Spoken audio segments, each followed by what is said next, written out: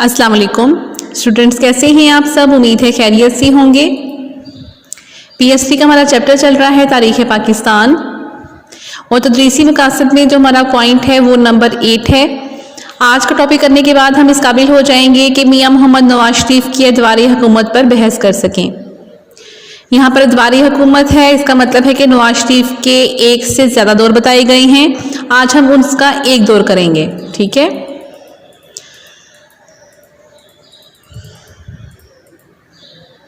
जी, मियां मोहम्मद नवाज शरीफ का दौरी हुकूमत, पहला दौरी हुकूमत नवंबर 1990 तक जुलाई 1993 का है और दूसरा दौरी हुकूमत फरवरी 1997 तक अक्टूबर 1999 का है। आज हम पहला दौरे हुकूमत डिस्कस करेंगे। मियां मोहम्मद नवाज शरीफ का पहला दौरे हुकूमत नवंबर 1990 में पाकिस्तान मुस्लिम लीग के मियां मोहम्मद नवाज शरीफ ने मुल्क के वज़ीर आज़म का हल्फ उठाया और उसके अहम वाक़यात को हम नीचे डिस्कस करेंगे। नंबर फर्स्ट जो पॉइंट है वो है ज़रूरी पॉलिसी का ऐलान। नवाज शरीफ हुकूमत ने किसानों की हालत को बेहतर करने के लिए 1991 में ज़रूरी पॉलिसी का ऐलान किया, जिसके लिए 10 करोड़ रुपए मुख्तस किए गए। ये अच्छा कदम था कि पहला जो स्टेप है वो किसानों के लिए लिया गया, क्योंकि पाकिस्तान एक एग्रीकल्चरल कंट्री है। जब तक हमारा एग्रीकल्चर सही नहीं होगा, हमारा किसान ठीक नहीं होगा, तब तक हमारे मुल्क की हालत सही नहीं हो सकती। नंबर सेकंड पॉइंट है निजकारी कमीशन का क़याम। 1991 में हुकूमत ने निजकारी कमीशन के क़याम का ऐलान किया। इससे सरकारी बैंकों और मालियाती इदारों में इस्लाहात की गई, प्राइवेट शोबे में बैंक कायम करने की हौसला अफजाई की गई। कुछ बैंक और दीगर अदारे निजकारी कमीशन के जरिए फरोख्त कर दिए गए, जिससे कौमी खजाने पर मस्बत असरात मुरतब हुए। कुछ बैंक और दीगर अदारे निजकारी कमीशन के जरिए फरोख्त किए गए। इसका मतलब ये है कि कुछ बैंक जो ऐसे थे जो गवर्नमेंट के अंडर काम कर रहे थे, लेकिन जब उसे प्राइवेट किया गया, जब उससे गवर्नमेंट ने उसके शेयर्स फरोख्त किए, तो उसकी जो इनकम आई उस कौमी खजाने में शामिल हुई, जिसकी वजह से उसके मस्बत असरात हुए। अब जब वो बैंक प्राइवेट किए गए, उसकी इनकम तो फिर भी मुल्क में आएगी, उसका पैसा फिर भी सर्कल में रहेगा और उसको सेल करने से हुकूमत के पास भी पैसा आया। इस तरह से डबल इनकम रिसीव कर लेगा गवर्नमेंट। नंबर 3, सूबों के दरमियान पानी की तकसीम का मुआहदा। पाकिस्तान के चारों सूबों के दरमियान दरियाए सिंध के पानी का तनाज़ा चल रहा था।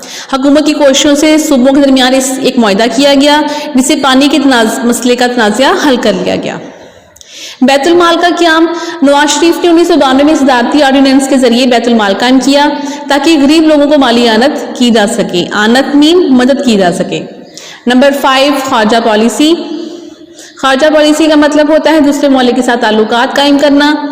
नवाज शरीफ ने ख़ारजा पॉलिसी में कई मसबत तब्दीलियाँ की। अफगानिस्तान में क़याम अमन के हवाले से मुख्तलिफ लीडरों से मुज़ाकरात किए और मुख्तलिफ ग्रोहों में सुलह करवाने की पॉलिसी अपनाई। मसले कश्मीर हल करने के लिए बाज़ाब्ता दावत दी भारत को, मगर मुज़ाकरात कामयाब नहीं हो सके। 1992 में भारत के इंतहा पसंदों ने बाबरी मस्जिद को मुनहदम किया। पाकिस्तान कौमी असम्बली ने करारदाद मज़म्मत पास की।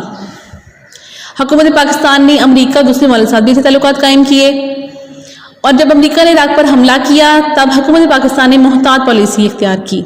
ये है पाकिस्तान की ख़ारजा पॉलिसी जब नवाज शरीफ का दौरे हुकूमत था। नंबर 6 है अवामी मंसूबे।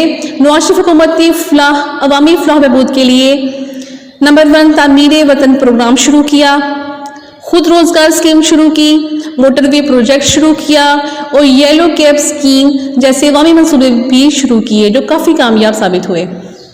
नवाज शरीफ हुकूमत की बरतरफी। अप्रैल 1993 में सदर गुलाम इसहाक खान ने आइन की शर्क 58(2)B जो बेनती के लिए यूज़ की गई थी, सहारा लेकर नवाज शरीफ की हुकूमत को बरतरफ कर दिया। इनकी हुकूमत करीबन 2.5 साल चली। मिस्टर बल्क शेर मजारी को निगरान वज़ीर आज़म बनाया गया। मुस्लिम लीग ने सदर के फैसले के खिलाफ सुप्रीम कोर्ट में अपील दायर की और सुप्रीम कोर्ट ने सदर के अहकामात को मुस्तरद कर दिया और मियां मोहम्मद नवाज शरीफ की हुकूमत बहाल कर दी। मगर सदर गुलाम इसहाक खान और मियां मोहम्मद नवाज शरीफ के दरमियान इख्तिलाफात शिद्दत इख्तियार कर गए। बिलाखिर नवाज शरीफ ने इस्तीफ़ा दे दिया और इस्तीफ़ा उन्होंने जुलाई 1993 में दिया और सदर गुलाम इसहाक खान भी इस तरह से मुस्तफ़ी हो गए, यानी कि उन्होंने भी इस्तीफ़ा दे दिया और उस वक्त मोइन कुरैशी निगरान वज़ीर आज़म बने और नए इंतखाबात का ऐलान किया गया। इस तरह नवाज शरीफ का पहला दौरे हुकूमत ख़त्म हो गया।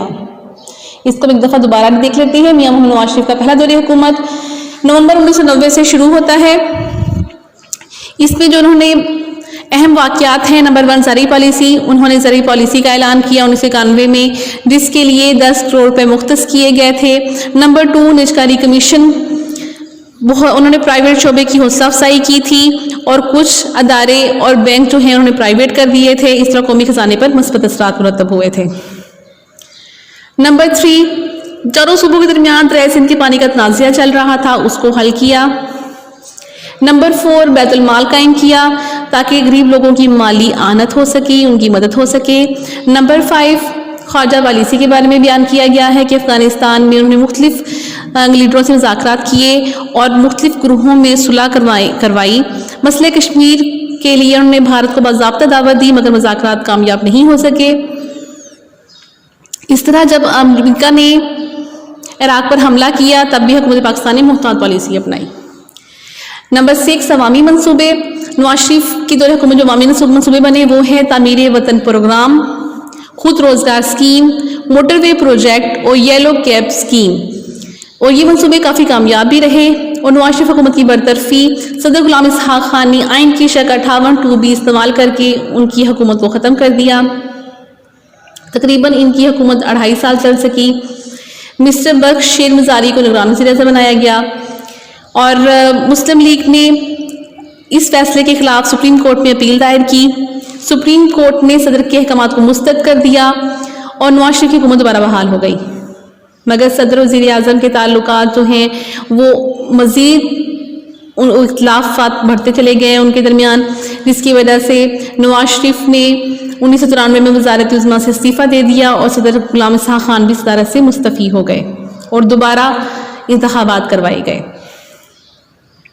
उम्मीद है ये पॉइंट आप लोगों को मुश्किल नहीं लगेगा और आप इसको अच्छे तरीके से याद कर लेंगे। इम्पॉर्टेंट है क्वेश्चन। ओके, जज़ाकल्लाह, अल्लाह हाफ़िज़, अपना ख्याल रखिएगा।